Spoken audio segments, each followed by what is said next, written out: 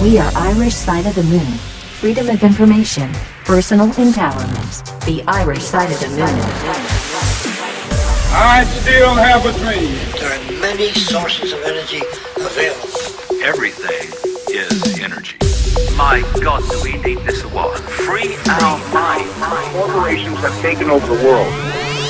Freedom of information, personal empowerment. The Irish Side of the Moon. Hello, you're very welcome once again to the Irish Side of the Moon. This is Michael at the microphone. Corporate greed is wreaking havoc on our planet. Destruction of habitats, depletion of natural resources, pollution, climate change. The damage is all around us.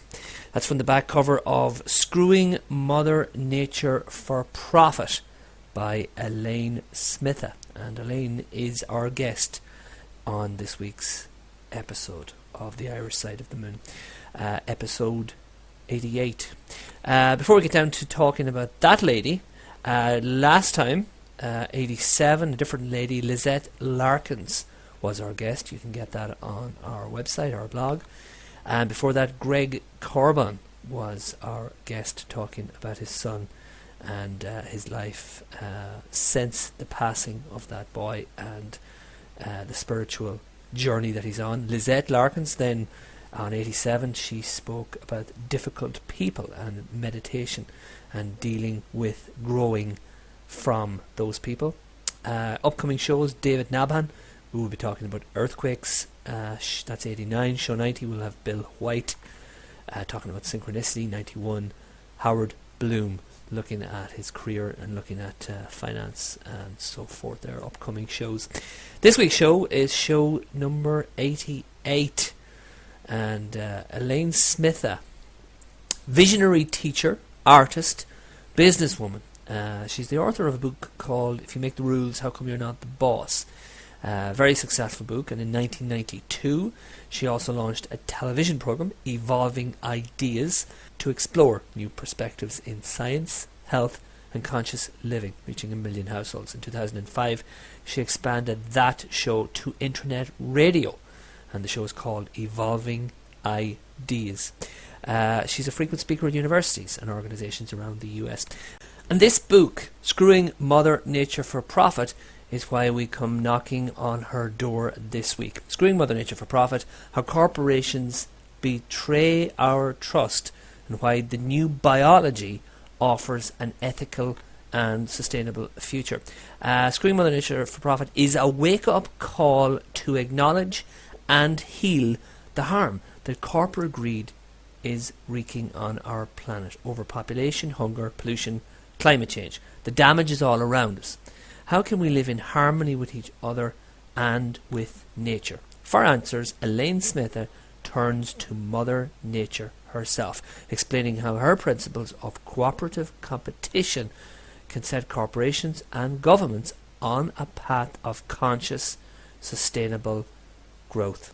Drawing on concepts from Henry Ford's innovative production line to the findings of the new biology, she reveals a startling correlation between business and living systems, then uses this as the basis for a model of leadership orientated towards benefits much bigger than cash flow. Great pleasure to make way and speak to Elaine Smitha. And I'm now on the line with Elaine Smitha. Elaine, it's a pleasure to speak to you today. Well, it's a pleasure to speak to you too. We finally connected. We tried a couple of weeks ago, but my own ill health prevented it, so I'm glad I waited, because I had a chance to read through the book, which we'll be talking about at length today, and I'm in much better form to take. I was just feeling really sorry for myself 2 weeks ago. It wasn't the right time to try and do something like this. Not feeling sorry for myself today at all. Elaine, before we talk about the book is Screwing Mother Nature for Profit, how corporations betray our trust and why the new biology offers an ethical and sustainable future. Before we talk about that, and we'll be talking about that at length, we always like to ask our guests a little bit about themselves, a little bit about their formative years, because we'd like to know what made you who you are. So I want to roll back the clock a little bit. Let's go back to whenever, your teenage years if you wish. when you were 15, for instance, what interested you? I mean, you've taken a very interesting path, and we'll be talking about all the different things you've done. But what were the things that piqued your curiosity when you were younger? Were you were you a thinker? Were you active? Were you a sporty young lady? What sort of things were you doing in your more younger years? I love to dance. Oh, you're a dancer. Well, yes, ballroom dancing, jitterbug, and all that kind of thing. I just love dancing. Very good, very good. And did you have any, like, I know now, I mean, you're a media personality. You've been on TV and radio. You do your shows, you do your own things, and you speak in public. But I know from a quick reference in the book too that you had an issue, something to do with your speaking, or something to do with your medical thing. So when you were younger, were you speaking? Were you performing? Did you ever do plays, or did you? Oh yes. Yes. And I'm a professional speaker, and yes, I mean, I just couldn't stop talking. In fact, I would get like marks on my deportment, All right. My teachers would say, she's a very nice girl, but she talks too much. I said, How lovely. I can't help myself. That's a good thing. There's nothing wrong with that. You're certainly a lady with something to say, which is a very important distinction. Mm-hmm. Okay, so we're forming a little picture here. We can see that you're very active. You like to dance. You like to perform. You're physical and cerebral. You like to talk about stuff. Leaving school behind, your younger years, what sort of things appealed to you with regard to career choices and things that you might do with your life? Well, basically, after I had 4 children, I went back to college and finished off my my degree and got a scholarship to go on for my master's. So I did that, and I chose art as my field of interest in order for me to get the degree. And so for many years I taught art at every level, from kindergarten to junior college, and actually owned a business creating art and selling it. And is it jewelry or silver or kind of fine jewelry? Mm-hmm. Silver and gold. Mm-hmm. And won awards and did a lot of exhibitions and that kind of thing. And so that kind of created an interesting life for myself. So there's a creative side to you. I mean, you're a very creative person. Very. Obviously, you give into that. Yeah, okay. Very, very creative, yes. And yes, and so I still do that, and on the side, and I write. And I can remember my high school English teacher telling me that she really liked the way I write, and I thought that was the highest compliment I could have had, because she was the toughest English teacher in the school. Very good, very good. So the praise meant something. Okay, so we're getting a picture here. You're very active and you're fun. You sound like a fun person. If you lived in my area, you'd be a fun person to know. There's a serious side as well, because you've gotten involved, as I say, in media, and you've gotten involved in TV and radio work. Tell me how the door opened on that chapter of your life. Well, I just had this curious mind that was having a great deal of difficulty getting satisfied, and I had been taking some speaking classes, speech making and all that kind of thing for some years. And when I moved to Washington State, I thought, well, I'm going to get a job over here at the television station. But that didn't happen in Seattle. I moved here to Olympia, and there was a television station over here, so I thought, well, what the heck? I'll just go over there and play around. And you'd had a positive response. I mean, when you were back in Washington State, like you had, it looked as if something would happen. Yeah, I think so. Yeah. But nothing, and that was frustrating. But you weren't discouraged, because as soon as you relocated, you just got back on the horse and tried again. You don't get discouraged easily, no. No. But I have this passion for learning, and I just my house is full of books, and I love having conversations with mentally stimulating people. And so, I mean, I did all that with the television for 10 years, and now radio. I have a radio show in my 7th year now, I think it is. That's Evolving Ideas. And where can people find that show? That's on the Progressive Radio Network. Very good. You say how your house is full of books, and you say how you love conversations with stimulating people. It comes out in your work because you liberally refer to fascinating people, and a couple of people you mentioned. I know you had John Taylor Gatto on the show. We had him on our show as well. People like that. So you what you've done here with this book, and what I presume you do with your work and with your speaking, you really do take the best of every idea that comes at you, and you kind of you use them as a springboard, I think, and you kind of go off and do your own thing. So you're constantly sponging up every bit of knowledge and learning that comes your path. Would that be right? Kind of your MO. Right. Well, one of the things that I learned, Michael, is that for us to keep our brains smart, we must continue to be learning. And people who just sit around and watch television and zone out, in their life, that doesn't help the brain at all. The brain bores very easily, and it needs to be mentally stimulated to keep it really active. And so when I learned all this, it was like, it just fit my personality perfectly, because I just have this passion for learning, and so my brain just gets smarter and smarter and smarter because of all these people I've interviewed over the years.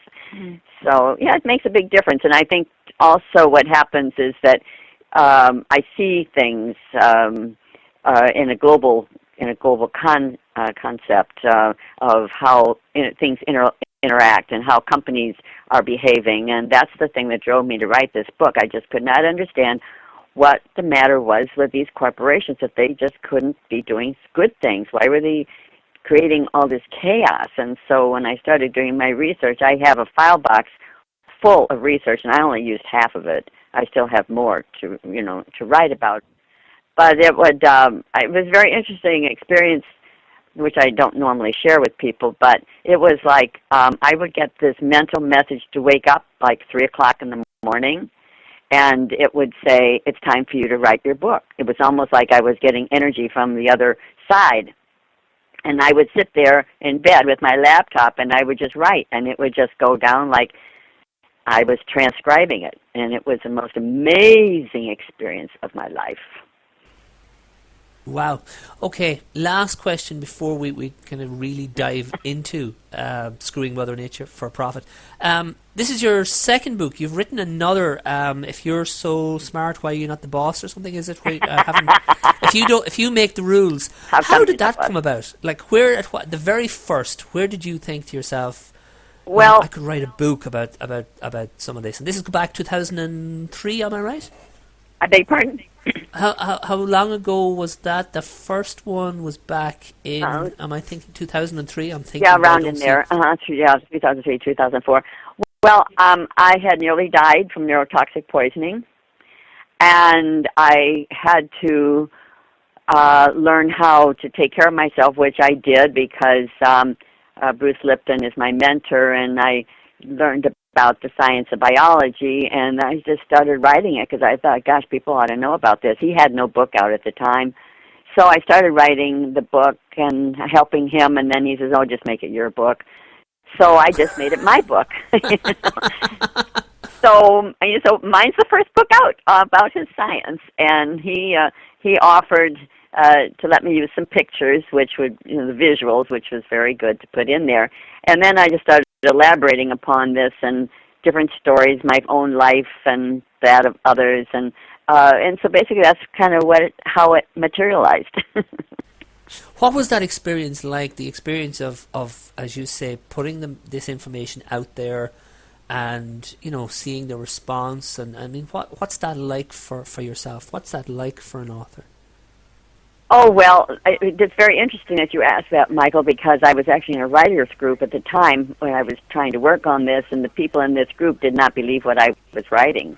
And they got so they wouldn't even read it, and so I quit going to them because I was... Really? Yes, I was moving forward, and they were caught up in the healthcare system. And they didn't believe that they had any power whatsoever over their body or their life, and so I left because they got so they wouldn't even read my stuff and listen to what I was saying. So I just went on, and I've actually, published my book, and they're still sitting there, So that's kind of how that... And again, there's the same common thread, the idea that you do not get discouraged. How many people in the same situation would just go home, put it in a drawer and never look at it again? But you just don't get discouraged. Nope. Right. I like it. At the end of our shows, we always, and I will be coming back to it, we always ask our guests to tell people at home how they could be like them and pass on any bits of wisdom.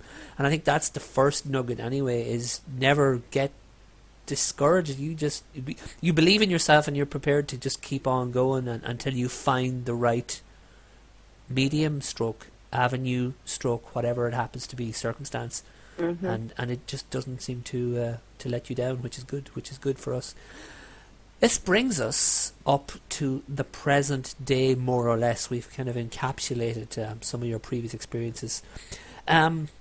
Screwing Mother Nature for Profit. What is this book about? Tell me. Well, it's about the way corporations are behaving, where they're ignoring nature and they're doing all kinds of things that are contrary to the evolution of humanity and of Mother Nature, which we're all a part of.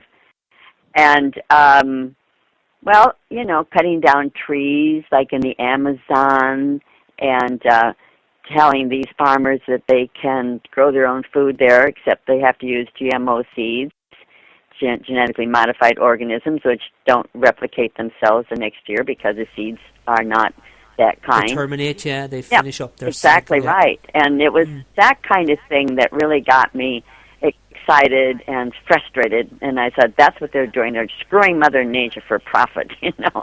Yeah, and you open up the opening chapters. You talk about that in great detail, and you give some examples. And I'm right, back in the 1970s, you were down in, was it Papua New Guinea?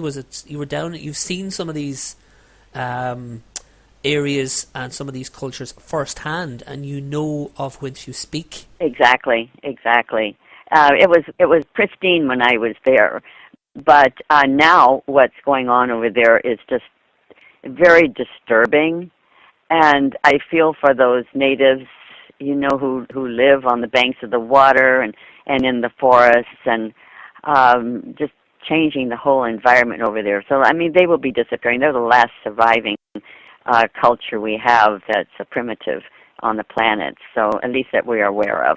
And so I just find that it was an insult to a right-thinking person, and I just didn't like the idea of what they were doing, and so that kind of got me going, really going.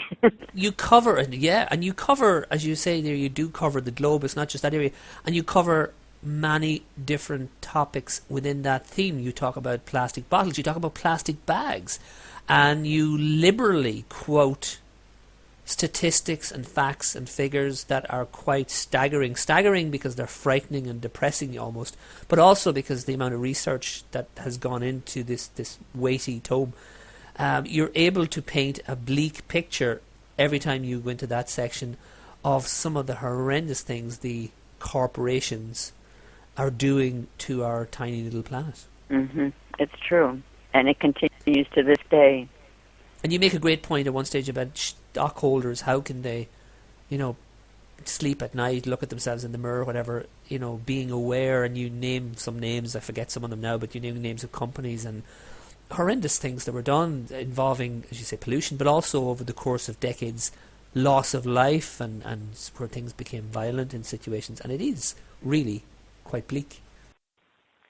Well, we have to wake up. We're not really going to have a future, We have to start being responsible and paying attention to what we're doing as an individual, and then sharing that, with others. I mean, now where I live in our area, we have like a city dump, where people take their stuff over there. But they've got sections there now where they're recycling a lot of things, and I find that that's quite good, and it's constructive. And even in some other areas, at what they would call their city dump, they have used clothing. They have a warehouse there that is open for anybody to take whatever they want. Clothes, people bring clothing and dishes and books and all kinds of stuff that they no longer have a need for, and people can go and just go get them free. And I like that idea. It expands on what we have here in my local area. And I think more of that kind of thing, we're really helping to conserve rather than just spend, and buy. You know, we can recycle everything. And there's something about, there's a community ethic about that, isn't there? The idea of giving it on to somebody else in your area. It's like, it's almost, in a good way, it's almost old-fashioned.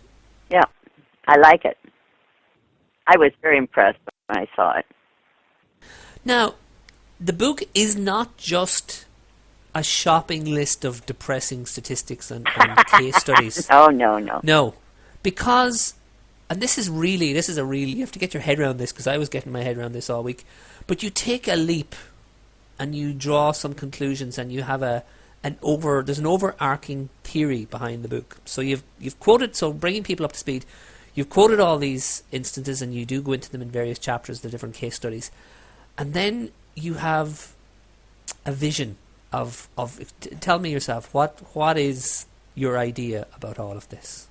Well, if we look at biology is it survives, and it just seemed to me that biology was a good basis for a business model, because without biology, none of us would be here, and we'd have nothing to eat, and we'd have no greens and everything else. You know, so if we were to go back into biology and see, okay, this is how Mother Nature does it, and she's not cheating on herself. Why can't we have a business model that will, you know, kind of follow that kind of a theme where there's interest in survival of the fit, and not the fittest, the fit, and be conscious about what they're doing. I mean, that was so new to me. I've never come across the idea. Now I don't know if you have, but I've never come across the idea of biology as a business model. It's very innovative. I mean, what responses are you getting? I mean, how are people responding to these ideas? Like, are the seeds taking hold out there? Well, I haven't heard too many comments about it yet, but because the book is just kind of out. It's brand new, yes, of course, yeah, of course. And so some people are. I mean, it's a big book. I mean, it's pretty good, highly packed, and I guess that's a good way to say that, because there's so much. It's dense is another way to say it. I mean, it is. It's like it could be a textbook. It's very. I could teach a course off this. Oh, I think social. So. Yeah, it's accessible to the layman. It's very much. It's for anyone really to read, and it's very reader friendly, because your prose is very. It's like you could be in the room just talking this through. Your voice comes through in it, but it is dense stuff. It's textbook stuff, and you could take a lot of coursework out of it. I mean, in any one chapter, you could go off and research. I could spend half a day just researching some of the information you put in. So from that point of view, there's a lot of and you said that this is only half of the work. You have a folder with as much again that you did not use. What was the editing process like? The editing? Yeah, because you had to choose what to leave out. I mean, is it like choosing your favorite child? How do you leave out a chapter? How do you leave out an area of work or an area of research? Or do you think you'll come back to it again in a future time? Well, as I say, I still have a file box, half full of research. But it was I know this may sound a little bit weird, Michael, but I've been led to do this. But I would get like a sense in my mind that this is where I needed to go. And so I started doing the research, and there it was. It was right there. All the validation, everything would come through. It was like this book was meant to be written, if that makes any sense to you. Yeah, it's like I had the idea, but then when I started writing, it almost felt like there was a higher presence writing the book, which is amazing experience. Like I had help from the other side, and they would say, okay, now it's time for this, now it's time for that. And I would just follow my intuition, and I would pull out of my file box, which is jammed, with research, and I'd say, okay, it's time for me to write on this, and I was to start writing. I loved this whole experience. It was just amazing. And so finding and using biology, since I had gone back to college to take 3 years of biology so I could write that first book, because I really didn't remember much from my college days, and things have changed. In fact, my instructor said that he couldn't imagine what the class would have been without me, because I kept saying, well, now, just a minute now, there's this new science. Have you heard about this? Have you heard about this? Now, this is the way this is working. Now, yes, well, this, yeah, so that was amazing. So he actually endorsed my first book. Very good. Very good. So it was kind of my own connection to my psychic part of myself. I guess that's a way to say that. That I was led to do it.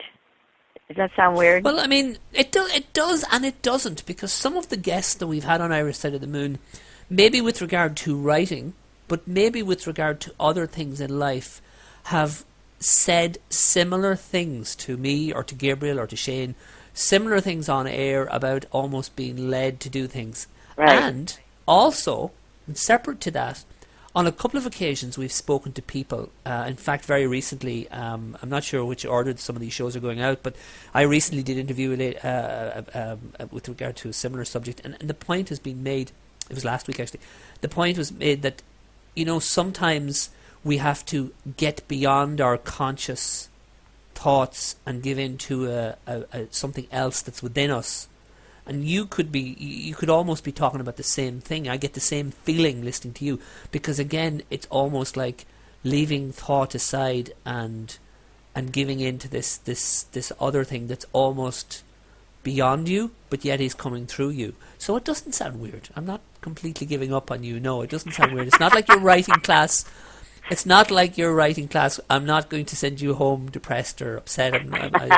I'm nodding away here. I do understand where you're coming from. Right. I haven't experienced it yet that I'm very conscious of, but I know of whence you speak. Getting back to the book, as I say, some of it is, as I said, the shopping list of stuff that's very negative and it's scary, and some of it then is the biology as business model, which I want to come back to again because I find that a fascinating idea. But some of it, now this surprised me, some of it is many positive instances of business. You talk about, is it Omar the tent man? You talk about a gentleman, I think, who had a carpentry store and gave it over to his employees when he moved on. You talk about those, and you also it's very surprising, okay, when you mention Visa or you mention Starbucks, but you're finding a positive reason, because I'm not expecting that as a reader. I'm expecting something negative to come out of the big corporation name, but you're able to find instances where they're doing something right. Can you tell me a bit about that? Well, I had a hard time finding those things because it was yeah, okay, I could believe that. Because there was so much bad stuff that they were doing, and so I just had to keep digging until I found some good things. And when I found them, I just said, "Hip hip hooray! You know, we've got something good we can say about the big corporations." But I mean, when we're talking corporations, we're not really talking about small corporations that people have, their own little company or whatever. I'm talking about the big ones where they, dominate the presence of life itself, and they're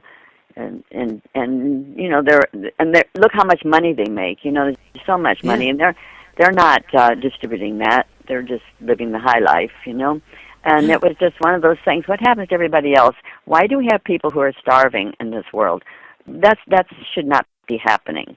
And and then these corporations go in and they just knock down all the trees. They get rid of the people. They kill the animals. And then we're supposed to buy their products. That doesn't make much sense to me. So I say some of it is just making us aware of what's going on. Because look, we're living our life busy, raising our children, going to school, working, and then of course the internet takes a lot of time now, which we didn't used to have that diversion. But the thing is that we have got to be taking care of ourselves. We got to be taking care of our friends, our neighbors. We should know everybody around us so that we have a safe community and shared interests. And somehow we become, especially I think with the internet, we become more isolated. We may be connected at some level, but in other ways, why we're pretty isolated. So somehow we have to find this commonality where we can work together, play together, have high-minded ideals about life instead of these big corporations going into underdeveloped countries and hiring the people there for pennies on the dollar. And they live in, shanty kinds of conditions, and women get raped, and the men are, they're just acting like they're God warmed over. And it's just a matter of us being conscious of the inequalities in the world and to get the corporations to think differently about what they're doing and to help people instead of just always take all the money for themselves at the top.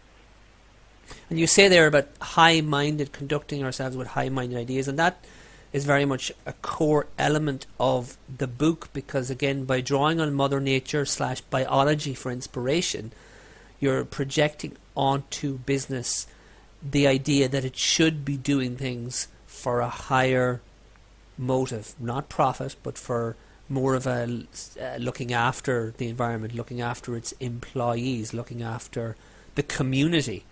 And again, it's very interesting take on business. It's not what one expects to read when you open a book that's primarily about businesses and corporations and stuff. And again, I think it's going to be very interesting, the feedback you'll get as the book hits the stands and as people start to embrace the ideas within it. Well, so I feel like somebody needs to say something. We need to say, hey, Mother Nature was here before we were. We're part of Mother Nature. And so you cannot keep behaving the way some people are behaving, and it's just not right. We're not going to survive. Why do people look the other way? Why do why do ordinary people let it happen, do you think? I know they're caught up in their lives, and you say that there, but why are people intimidated by the enormity of the corporation, by the huge size of the problem? Because how can one little guy or gal take on a corporation? Is that what keeps people from doing something about this? Well, there be a myths, you have to. They're scared of them, and the corporations have all the money.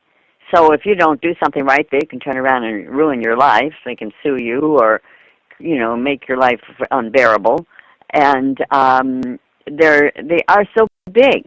I mean, it used to be when corporations first started many years ago, they were, businessmen in a community would get together and they could see, well, we need a bridge to get from this area to the other area. So then they would pool their money, they would build the bridge, the city then would pay them back, and when it was over, that was done. That was the end of it.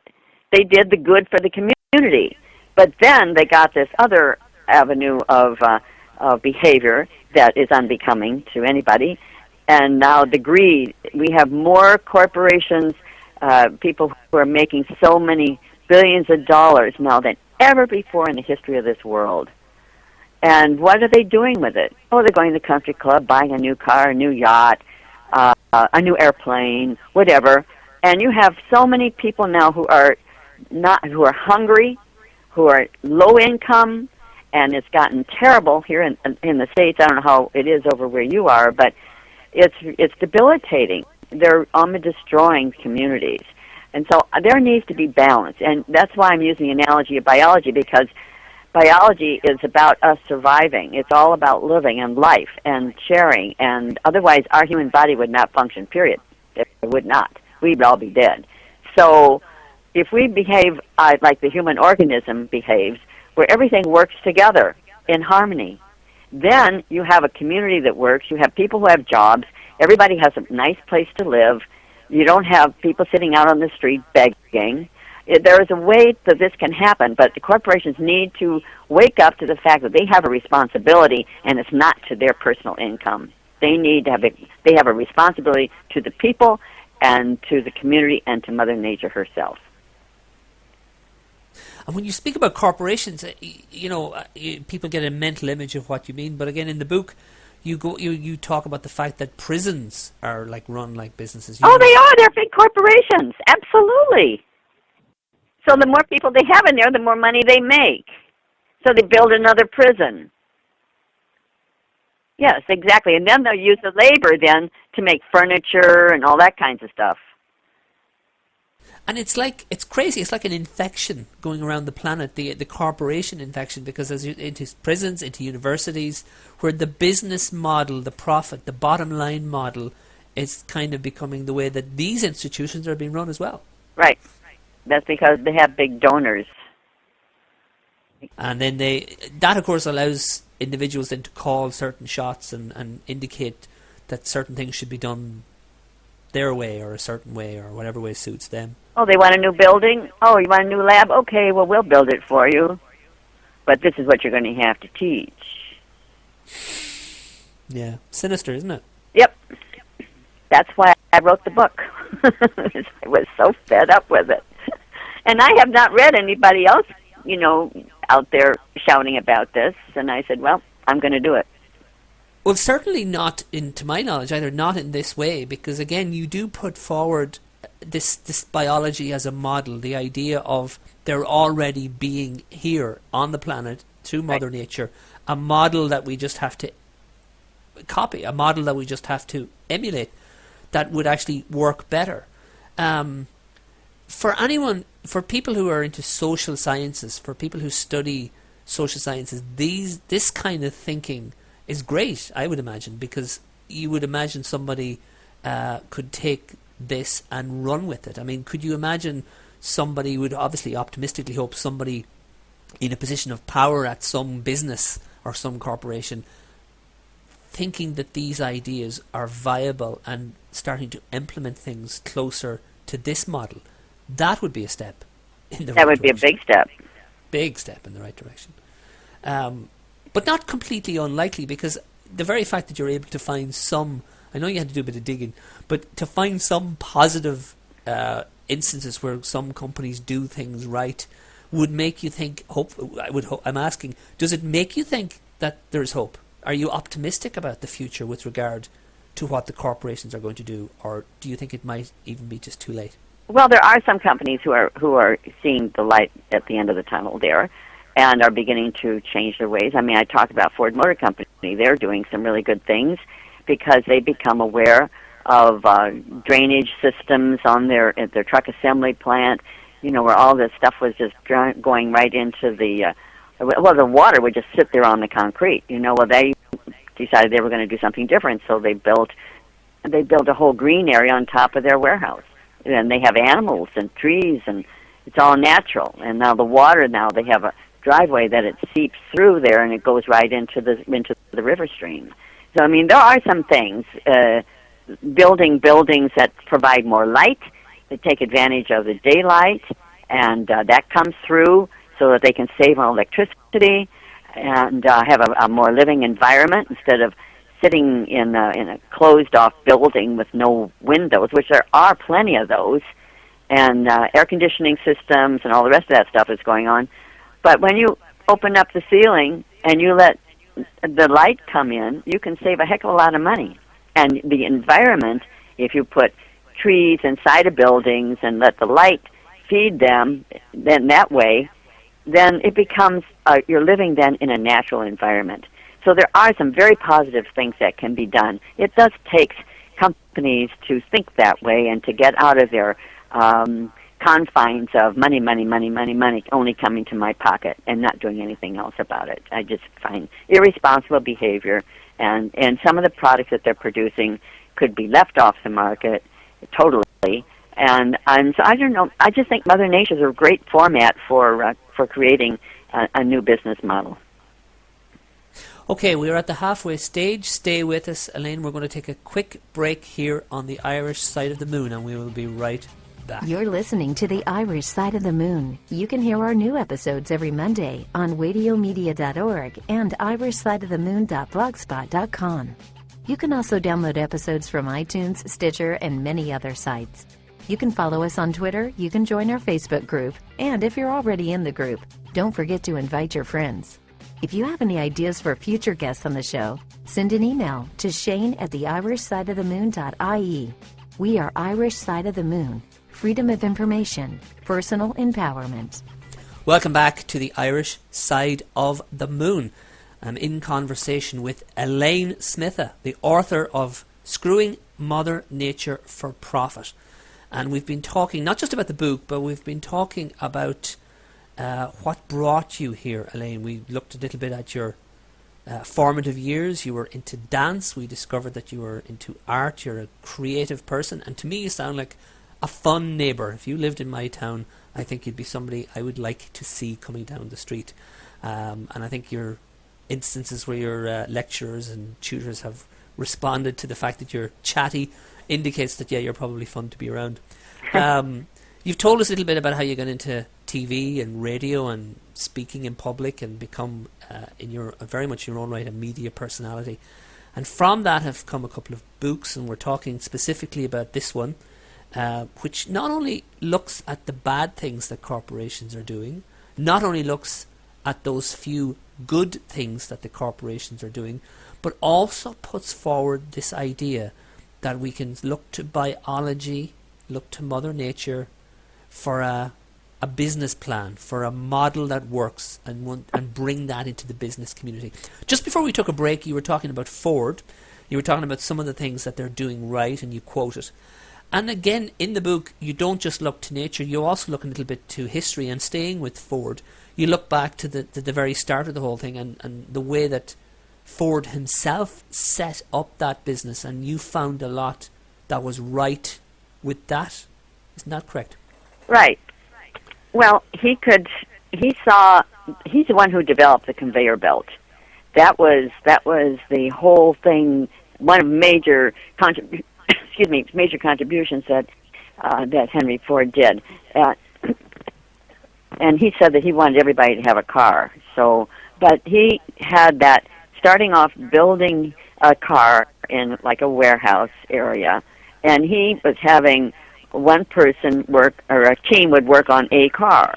And then he decided, no, I think we could have increased production if we broke it up and had this like a conveyor belt, and the cars would go along down this line, and as they would go past these workers, different aspects of it would be put together, and when they got through, the car was done. It was finished. So that became a model because he wanted everybody to have a car. Henry Ford had a vision that would change the world, and it has changed the world. And not only with everyone having an automobile to drive, but this conveyor belt, which is now adopted in industries all over, including the healthcare system. And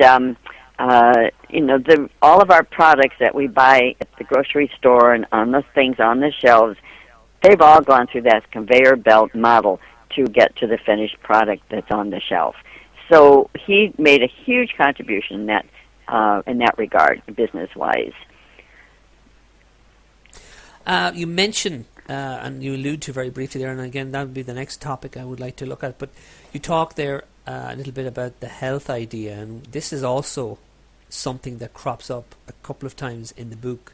And you talk at length about Big Pharma, and you talk at length about, and there's some amazing statistics here, about cost with regard to experts, with regard, or the contrast with GPs, general practitioners.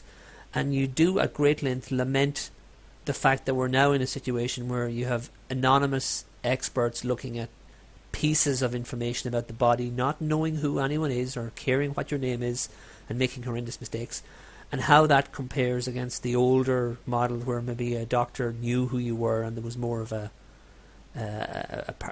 you felt like a person being treated.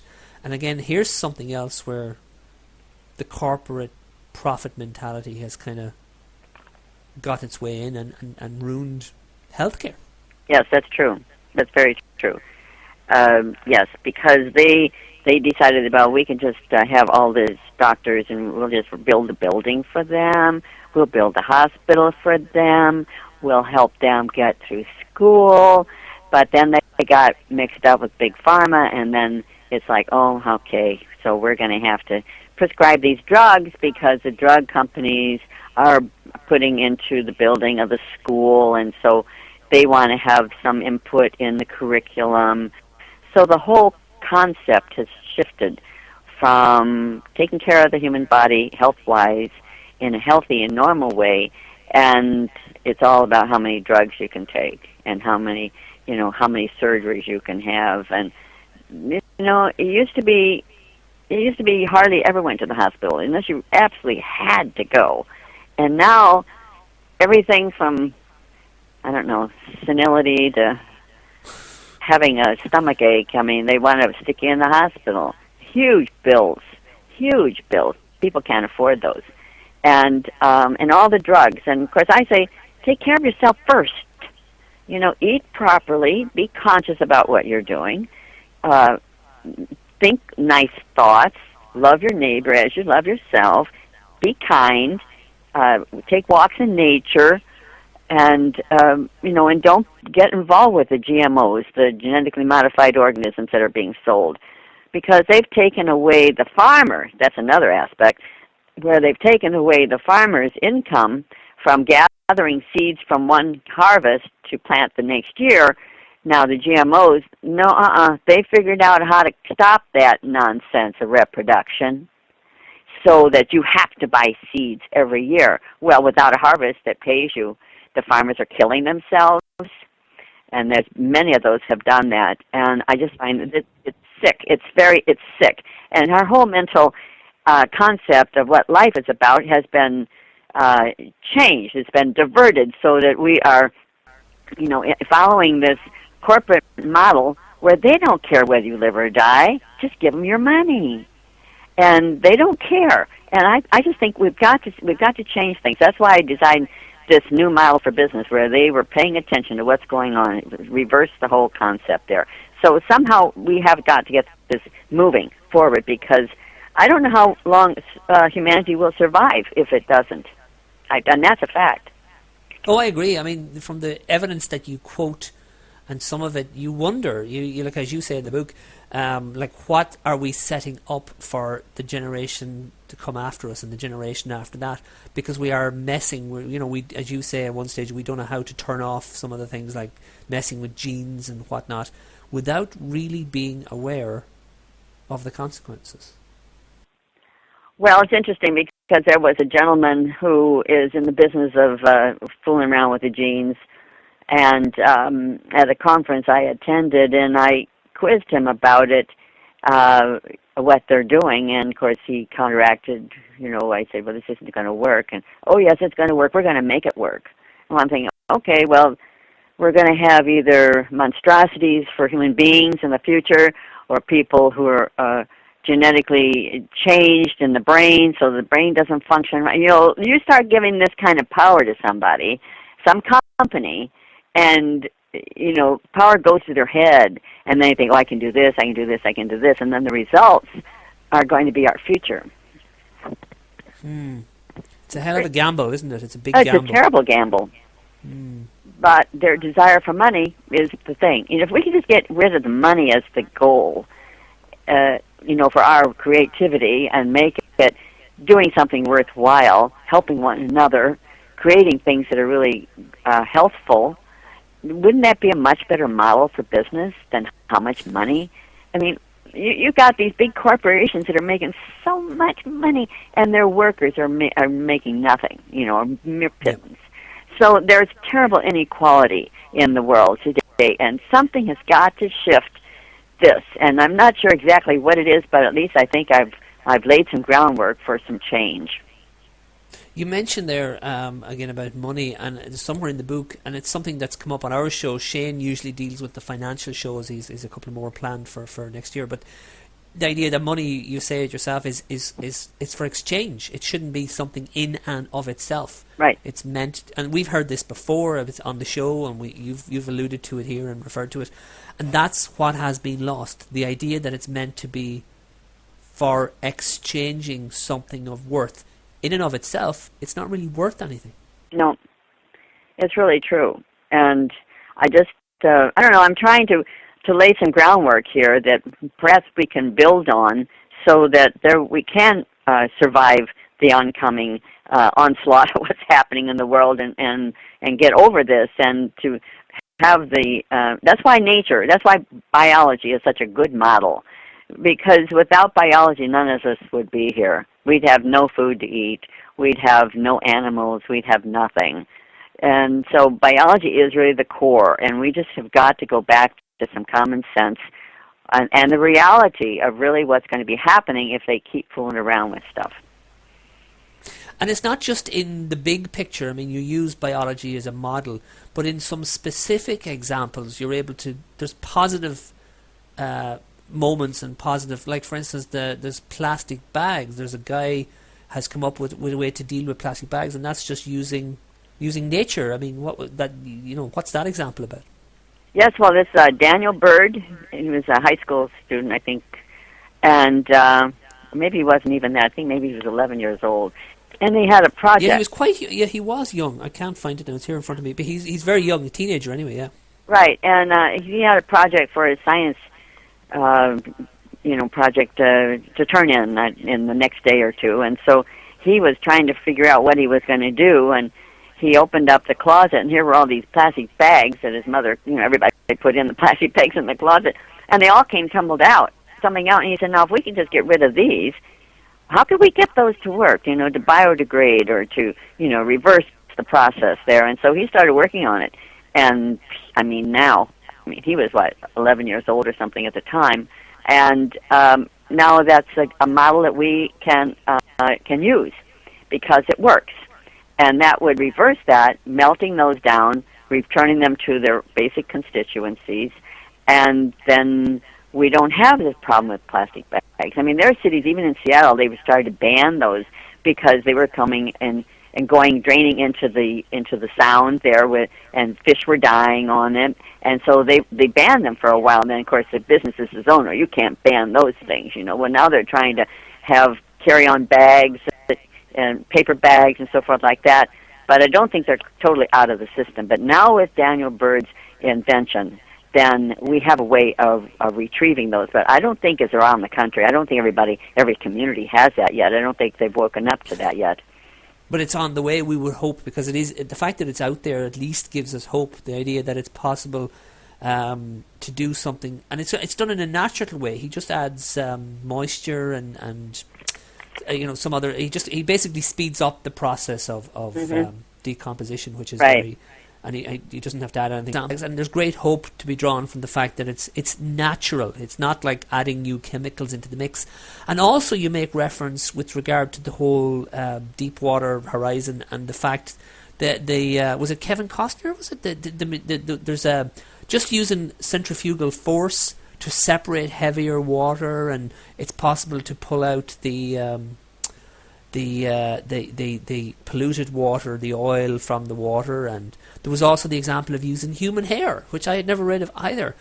So these are concrete examples where biology, Mother Nature, specifically steps into the rescue if we're just smart enough, wise enough to know how to use it. Right. Well, again, I think sometimes they're always looking, there's what corporation can help us here, And so instead of looking at other avenues that could really work, they're busy funding other people. I mean, it's just, I don't know, it's just so warped. Well, very much, yeah. Well, I mean, when the almighty dollar, as they say, enters the picture, it does warp things because, unfortunately, it does seem to colour people's judgment. It becomes the only thing. The bottom line becomes the only thing that matters, and that's what's so wrong with so much of what's happening in our world today. Oh yes, and all the wars that are going on. I mean, all the unrest. I mean, why can't we all get along? I mean, why? Why do we have to keep fighting? Because they have resources that we want. That's usually what it's about. But look at all the people who get killed in the process. And look at all the money that's made in the process, because there's money to be made for somebody as well. Yes, they're killing people. Yes, they're getting resources from a foreign land. But they're also making money on munitions and armaments. Absolutely, military-industrial complex. Yes, big time. That's what President Eisenhower had said when he left office. He said, "Beware the military-industrial complex." See it happening. Yes, yeah. I mean, there's a perfect somebody who had foresight and could see what was coming down the road. You look at education. Education crops up. You talk about it in a couple of aspects, certainly with regard to it being universities being like corporations. But you mentioned John Taylor Gatto. We had him on the show. Fascinating. Yeah, he's a very nice man. Very, very nice and fascinating gentleman. He was actually, if I remember correctly, he's about the only person we've ever had on the show in the last couple of years. He wasn't, or I presume still isn't, online. So he wanted to have a copy of the show. So we ended up putting it on a cassette tape. We actually had to put it on a cassette tape, and we sent it on to him so he could hear it, because it's nothing he wants part of. It's just not something he wants to be involved with. You mentioned him, and you've great stock. You referred to what's wrong with education, dumbing it down, the idea of learning things by rote. What are your thoughts on that? Because, I mean, that's corporation-led too, because really education exists to create workers. That's true. I do think I also mentioned in there that when they took the dress code away from the schools and told them they could wear whatever they wanted to, and then we had baggy pants down to the crack in their bottom, and shoes that were all cut up, and I thought, you know what? That should never have happened, because I saw grades drop. Kids didn't have the self-esteem that they had before. That's almost like turning them into the worker bees instead of the leaders. So I think that kind of thing just was one of the worst things. I don't know what happened in Ireland or not, but it certainly was here in the States. And just disgusting. I mean, they just didn't care what in heck. They didn't care what they wore, and they didn't care about themselves, you see, because the whole self-esteem thing went downhill. And then if they're sitting in class with their baggy pants, how are they going to perform in business when they get out of school, you see? So all of these things have an effect. And for me, I think they should have the dress code. I think they should dress like they're proud of themselves, and they want to, because then they will perform better in school. They'll have higher self-esteem and more participatory. I just think that we have adopted some methods that have not been in the best interest of humanity.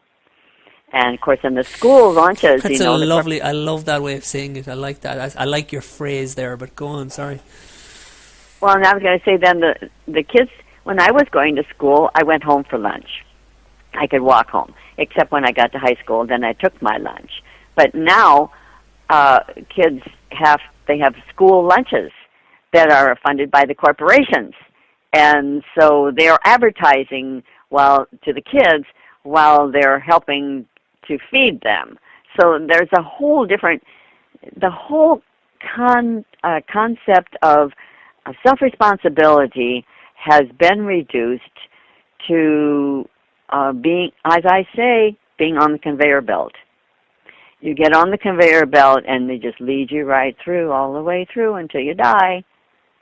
Instead, I had this dream. That's how I came up with this. I had this dream, and I was underneath the stairwell, and I had been on the conveyor belt, and I thought, I'm getting off of this.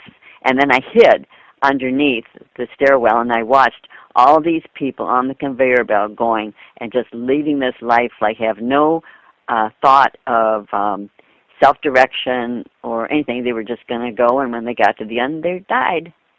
And I thought, what a boring life that is. So, yeah, I think that we need to take back our control. Kids need to be more responsible. That needs to happen in the schools, and teach the things that are really needed for them to live a good life. Is that too much to ask? You have a quote here. It's one of the passages I highlighted. Just quoting your own words. I am more convinced than ever that we are here to serve, to learn, to expand our minds, and to evolve our brains. If that was a motto, if that was a mantra, if that was a philosophy for any of our education systems anywhere, we'd be in better hands. But it That's doesn't. true. Yeah, it just. I so fully agree with your observations because, and yeah, we do see the same things in Ireland. I mean, we're far away geographically, but in the modern world, thanks to everything from television to Facebook, it's a small world. Certainly, the Western world is a small world.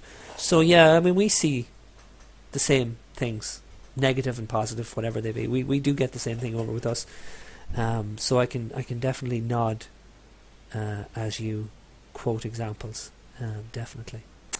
Every time we get a guest on, we like to criticise. We like to come at them a little bit. So I want to say that the only criticism oh yeah, okay. I'm going to put on the boxing gloves now. I hope you're ready. If I was going to criticize, I would say, is there too much in the book? You really do hit everything, and I mean, it's a lot to take in. I mean, is that a flaw? Do you think you've tried to hit too many things? Because I can honestly say you cover everything. I mean, you have a go at television sitcoms. You look at text messages. You look at education. Look at prisons. You hit everything. Is it too much for one book? Well, I guess I could have divided it up into 2 books, but I don't know. I really wanted to be inclusive, so that if anyone questioned one avenue, that it was there, that they didn't overlook it, because then you can be criticized because you didn't do it.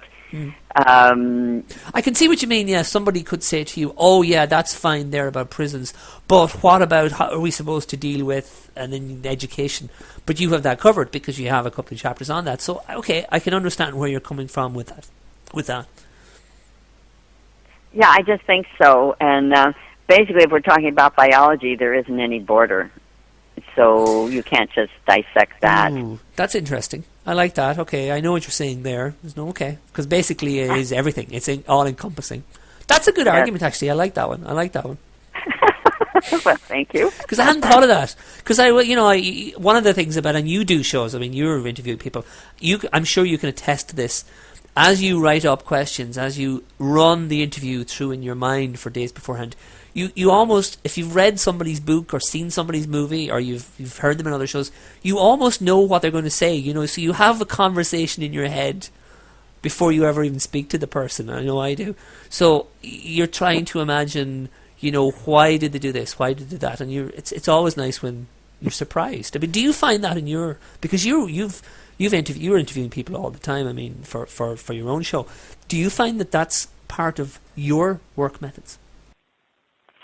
Well, depending on who I'm interviewing, on radio it's very different. When I'm on television, which I've done before for quite a few years, I have to read their book. If they've written a book, I have to read their book first, so I can have an intelligent conversation with them. And if it is involving some kind of activity, then I have to know about that activity, and some of them I've done myself because otherwise I couldn't really address it if I didn't have that understanding. Yes. And that happened when I did this television interview, and I had to walk on crushed glass, and I know I was going to have to do that when I got to the studio. But my guest had gotten there ahead of time, and he was really into mind over matter kind of thing, and I had done a workshop with him before. And so I get to the studio, and here is all this glass, crushed glass. He's got it in a big, like a carpet, only he was putting the glass out there, making sure that it was where it was supposed to be, because I was going to have to walk across that. And I did not know that when I got to the studio, till I got there. So I says, well, okay. He says, well, can you do it? I said, oh, sure, I can do that. So, I had to take my hose off, because otherwise I'd have a lot of runs in them, So, when the time came, he said, are you going to walk across the crushed glass? And I said, yeah, I'm going to do that. And I'm sure my audience at that moment thought, oh, my God, what is she doing? But I walked across it, which was, I don't know, it was probably 18 feet or something like that. It was a good portion. Wow. And not get cut. And so what that teaches you is to be conscious of what you're doing. You place your foot down someplace, make sure that it's on something that's solid, that's not going to cut you. And, and then when you get through with that, there's a sense of empowerment. It was like I did when I walked across the hot coals. Hot coals, yeah. And I did that too. And so there's empowerment that happens when you do that. You do things you don't think that you could do, which makes you greater within your own mind, because you say, gosh, if I could do that, what else can I do? Yeah, yeah. I mean, wouldn't that be a wonderful exercise if they did that for the kids in school? Ooh, okay, now that is interesting, yes. If they had the kids do that. Yeah, there's nothing in the school curriculum that's about doing that, about making any student ever think, wow, I accomplished something, I wonder what else I can accomplish. It doesn't seem to be part of any school curriculum that I'm aware of. It's all about learning stuff off by rote. Right. And getting good grades. Yes, so you can get good employment. I know in our culture, anyway, it's very much about jobs, jobs, jobs. And that's really what school is about, you know. That's exactly right. Yeah, and that's so sad. In the last minutes, we're coming into the last minutes that flew. In the last minutes, we always, as I said, I always like to ask our guests to step away from their message, step away from themselves for a minute. And in terms of the listener out there who is listening right now and is thinking, you know, I can see something. It mightn't be to do with business, it could be to do with anything, but they can see something and they're thinking there's never been a book about it, there's never been... what would you say to somebody with regard maybe to believing in themselves more than anything else, about getting up and following in your footsteps to the degree that they could get their thoughts out there? Like, I mean, the research, for instance, let's talk about that. I mean, how many hours, that box you have of all the information in your folder, I mean, that's, how long were you, like, this is long, lonely hours, right, researching. How do you do that? How do you... well, I think I started at least about 6 to 9 months before gathering data. And because I recognize when you're writing a nonfiction book, you have got to validate everything and attribute it to its source. And so I started doing this, and more kept coming, and the more I found, I'd read something and it'd say, oh, well, blah, blah, blah, and I'd say, oh, that's a good research, and then I'd go and jump to that. So I don't want to write a book that I can't validate, because, you know, even the publisher wanted to be sure that everything was documented. Of course. So, and of course, I was thinking about covering my own tush first, you know, because if I didn't say the truth about what it was that was going on or wasn't attributed, you know, then I could be at fault, and that would not be healthy. Yes, of course, because particularly when you're mentioning something that a corporation or company has done that is negative, and you're naming the corporation, which you do, right, you need to be sure. Of course, I understand. That makes a lot of sense. You can't just say something. Not in the modern age, this litigation age as well that we live in. So yeah, I can understand. And that's a lot of work. I mean, again, simple question, but how do you do it? How do you just do that? How do you do that for week after week after week for the best part of a year? Well, I kept thinking about it, and as I would do my research, then I would say, oh, that I need to cover that. Okay, let's pull that out. And that just sort of expanded that way until I have an overflowing file box full, and a large file box full. And now, excuse me, now I have enough research that's still left there that I could write another book. Yes, of course. So, but you have to start doing that, because I recognized initially I had to validate everything I was saying, no matter what it was, because you have to give credit where credit is due. And if you're going to say something that's a little off about some company, you have to really show the reasoning behind that and the application. So I think I learned a lot writing my first book, but, you know, this one was very different from the first one. But I do think that we perfect our skills the more we do. And, yeah, and so I think that's kind of how I did that. Do you work in isolation? Do you have somebody who's like a sounding board? Is No. it all in your head, or do you? Yes. Right. Yeah, in my head and in my file box. In your head, in your file box. Yeah, and then I just sit down and start writing. And sometimes it just flows as if I'm channeling it. It sounds really crazy, but No, it doesn't. I mean, I can understand it. I've heard it before. And you said that this would happen, and sometimes you would get up at an ungodly hour and maybe like in the middle of the night, 3 a.m., and work through till, goodness, maybe work for 12 hours. I did, some days. Yeah. It was almost like I was transcribing it. Does Yep. that make sense? Yeah. Like it was just flowing, and I'm a touch typist, so I could do it very quickly. And, and then I'd have insights that would come to me. It was like I had help from the other side. That's the only thing I can attribute it to. It was the most amazing writing experience of my life. Wow. Okay, in our last couple of minutes... Does that make sense to you?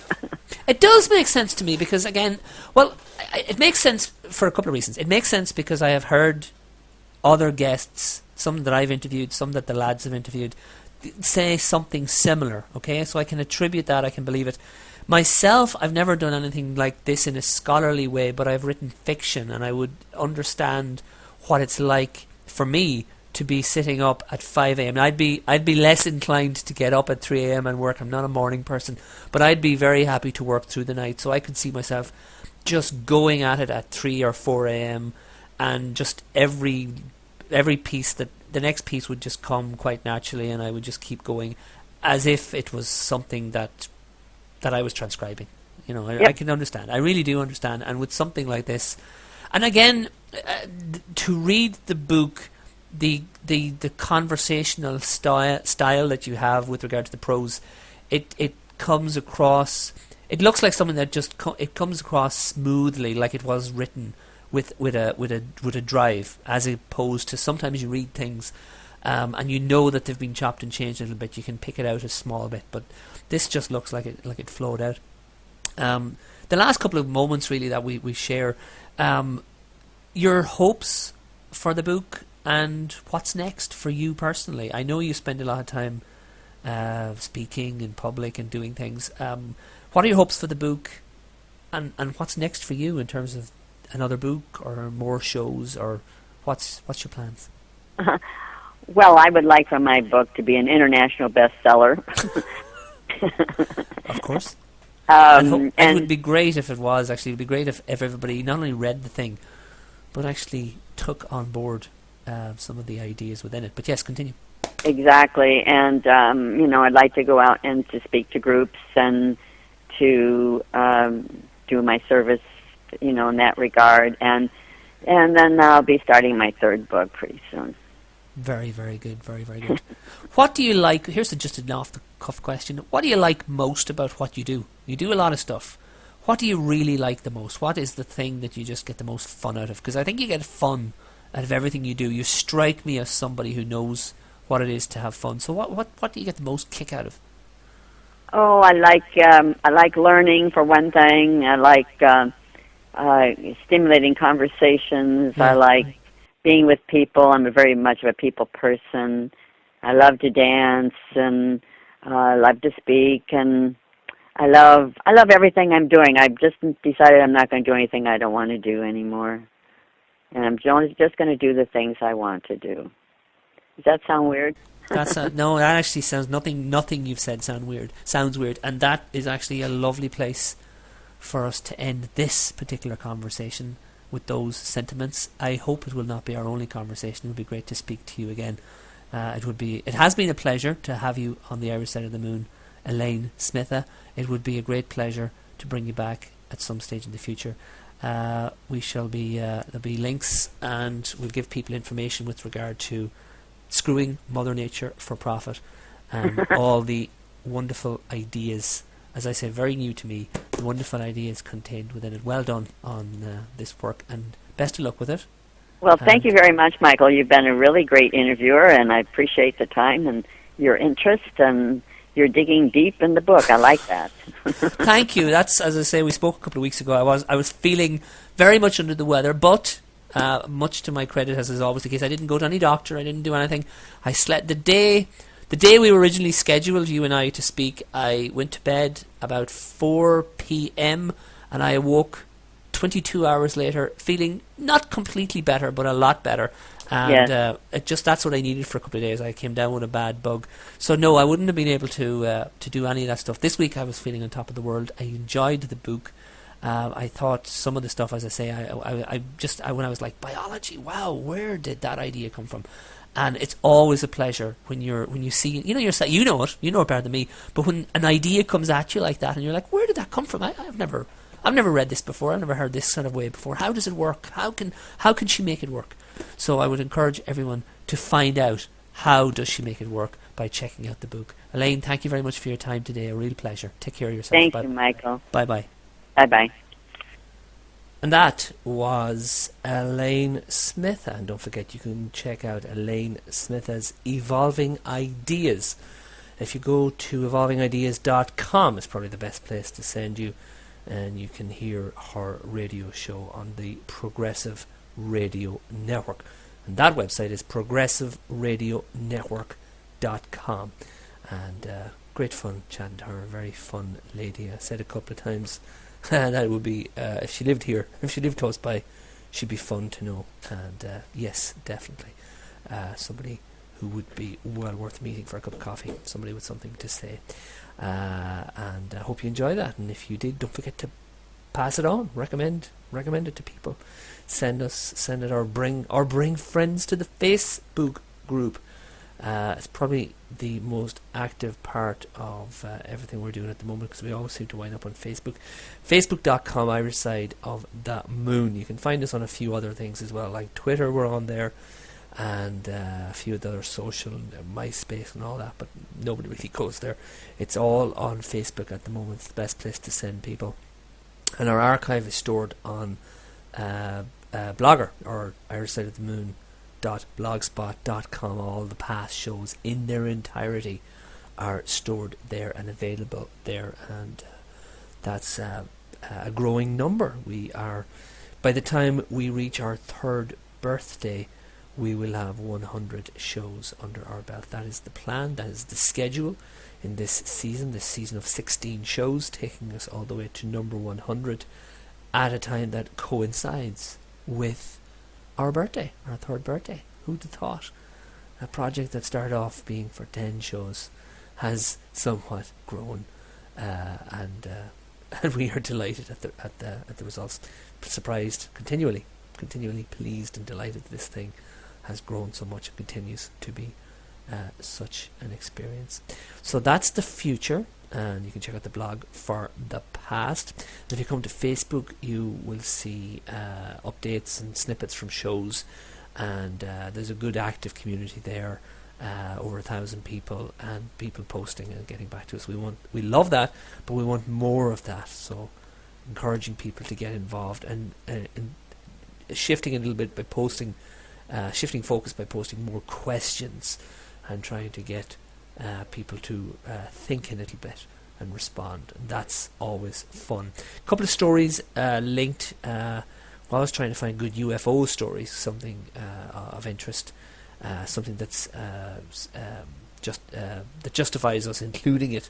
Here's one that was very interesting. The start of 2012. UFOs ring in the new year across Canada. And this is from a blog, UForum, UFO, uforum.blogspot.com. I like that title. Ufology research.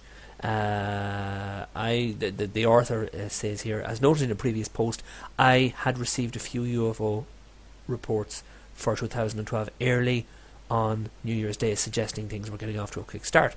Most people who responded to me were of the opinion that fireworks were the likely cause. Unfortunately, the reports don't bear out. In fact, most witnesses said they had seen the UFOs after the New Year's fireworks displays were over, and that the unknown objects were quite different. That's not, of course, to say, as the author continues, that's not to say the reports were of alien spaceships. Just that fireworks were not likely the cause. And that's always the thing with Irish Side of the Moon are interested in UFOs. It's not so much speculation as to what they are, rather observing the fact that they are being seen. People are seeing these things, and they are not readily identified. Continuing from the blog, one thing to note, however, is that the large number of sightings that occurred on January 1st is very unusual. I've looked back in the files. No other year had more than a handful of reports on January 1st. And then the author provides a list of reports geographically across Canada by province going westward. And there's a list there, the time and the location, and comments with regard to what each sighting actually was. The author concludes 16 sightings all in one night from coast to coast is rather unusual. So uforum.blogspot.com, we linked to that from our Irish Side Facebook page, and very interested in getting responses to that. And all these people seeing what they see. Another story, again linked to from the Facebook page. It's an older one, back 2007, but still makes fascinating reading, stimulating reading, we hope. Why women read more than men. Very interesting. A couple of years ago, it says, British author Ian McEwan conducted an admittedly unscientific experiment. He and his son waded into the lunchtime crowds at a London park and began handing out free books. Within minutes, they'd given away 30 novels. Nearly all of the takers were women, who were, quote, eager and grateful for the freebies, while the men, quote, frowned in suspicion or distaste, unquote. The inevitable conclusion, wrote McEwan in The Guardian, quote, when women stop reading, the novel will be dead. Interesting story. It goes on. It's well worth reading. It drew my attention in particular simply because when I think about my own circle of friends, I don't really know any guys who read novels, who read a lot. I know several women who read a lot of novels. Not just novels in one case, but in a couple of other cases, love devouring fiction, and would really be, it's a big part of the nighttime ritual, and go through books voraciously, and that's a source of fascination for me. It always has been. So this particular story did grab my attention. A few other things here. Another paragraph further down, book groups consist almost entirely of women, and the spate of new literary blogs are also populated mainly by women. So interesting. Why are guys? And I don't read novels either. I read no novels really. I was reading almost nothing until Irish Side of the Moon came along, and as a consequence of being involved in this project, I've read a lot of books. Pretty much all our guests have sent on copies. Their publicists have sent on books, and it's fallen to myself and Gabriel and Shane to wade through whichever books for whichever guests we have. Wade through is probably the wrong term, but nonetheless, it's increased my own personal reading by a considerable factor, since before that it really wasn't anything. Comic books, which I do love, but I don't consider them the same as novels, etc. Interesting. Just again, love to hear back from people about that. Love to hear it. As is the case with all of the things that we post on the Facebook. Again, to generate comments, to get you thinking on the blog there, if I can find it. Linking does not constitute endorsement of ideas, we say. We link, you decide. We link so that you can decide. And that's kind of the philosophy behind what we are putting up there on the Facebook. It's also the philosophy behind the show. Interviewing does not necessarily constitute endorsement of ideas. We interview, you decide. And we interview so that you can decide. We interview so that we can decide. It's a learning process for all of us, for you listening, and very much for the team. Behind the scenes, the core members constantly discuss the shows and the ideas and the messages of our guests. I've lobbied a couple of times, not successfully so far, but I have always said that some of those discussions would be of interest to some of our listeners, maybe not to most of you, but I do believe that some of what we talk about as we try and grapple with these ideas, agreeing and disagreeing with some of what our guests say, I think it would make interesting listening in its own right. So maybe someday, as we expand and move to more than one show a week, which would be a long-term ambition of ours, we can make room for occasional projects like that, and also very much want to make room for getting you guys involved through voicemail or whatever. So we have plans for all of those things, and we would love anything that allows us to hear what you've got to say, and that we can all discuss these things and think about them and analyse them and criticise them, but ultimately learn from them. Okay, enough rambling from me. I've talked enough. It's time to bring this one to an end. Thank you for your kind attention. I hope you enjoyed my conversation with Elaine Smith. I certainly did. And Screwing Mother Nature for Profit. Read most of it. I think I got about 90% of it read. It's very enjoyable. It is packed. It's packed. It may not be to everyone's cup of tea because of that. It jumps around all over the place. It's definitely, but as a textbook, it would be a fantastic textbook to work from, because there is so much material in every chapter that you could easily build lectures and so forth off it. And we'd love to hear from anyone actually who has read it. Love to hear from any of you guys out there that's read the book.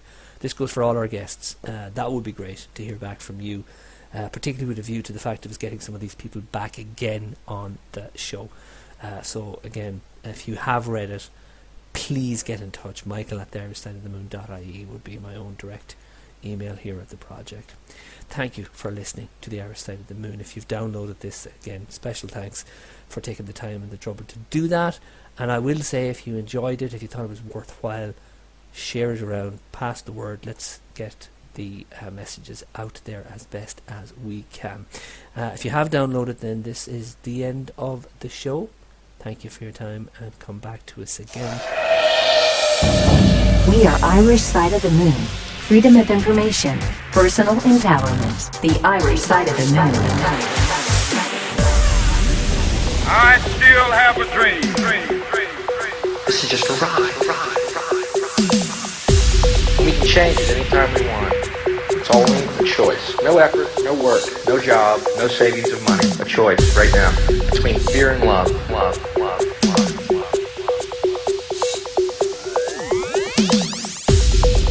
Freedom of information, personal empowerment. The Irish Side of the Moon.